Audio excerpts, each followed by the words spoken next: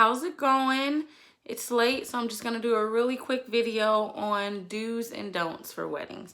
This applies to guests, maid of honors, groomsmen, best man, anyone. So, first and foremost, please do not assume that kids are welcome to the ceremony and or the reception.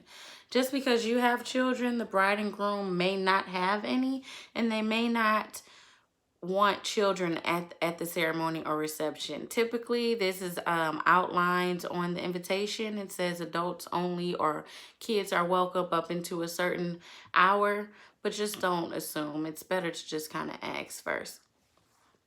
Next, don't bring your own plus one. If you don't have a date or if you couldn't find someone to come with you and you're like, oh, I want to bring my best pal and they're going to come with me, try and reach out to the bride or the groom or whomever you're closest to see if they're okay with you bringing an additional guest. Because it is technically an additional guest because it's not a guest that they plan for you to bring. So it's best to ask first before bringing them, because if I'm paying $65 per plate, I don't want to pay for someone that I don't know. All right. Next, another don't. If you think you're going to be late to the ceremony, it's probably best that you plan ahead so you're not late to the ceremony. Try and get there 20 minutes ahead of time because everyone's going to expect you to be seated at least 15 minutes to 10 minutes before the show actually gets started. Shuffling in while the groomsmen and the bridesmaids are already lined up is disruptive. It gets someone sidetracked, especially if you know the people that are in the line waiting to march in. Just try and get there early. Do let the bride or the groom know, or the event planner, what your diet restrictions are. Don't get to the wedding and then assume that they're going to have a veggie option. As someone that's transitioning from, first it was meat, now seafood, and transitioning to vegetarian lifestyle, I can't assume that when I go to a wedding reception or cocktail hour that they're going to have options available for me. So I pack me a little trail mix or some grapes in my purse or my bag. And I also try and eat a little bit before I go, because I can't assume, especially if it's a buffet option. If they did not provide meal options before the wedding, like in invitations or whatnot, you should probably consider it to be a buffet. And they're probably not going to have vegetarian options. They're going to be stuck in green beans and mashed potatoes and bread all night. Another do, try and drink responsibly. There is nothing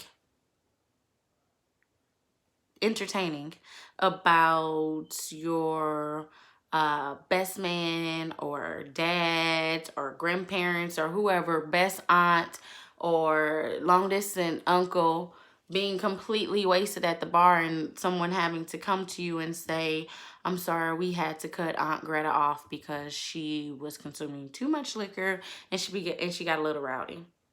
That's embarrassing. Try to drink responsibly.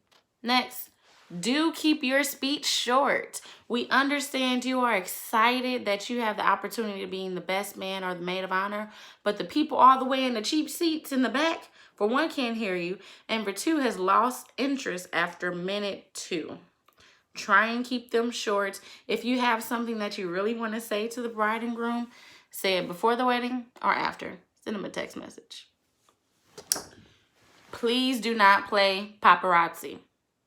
They hired a videographer and a photographer, and they paid well over $800, $1,200 for these photos. So please don't include your little flash along with the photographer's flash, because if their videos or their pictures come out wrong because there was an additional flash or because someone was in the way and it cut out how many poses they could achieve, that's a lot of money.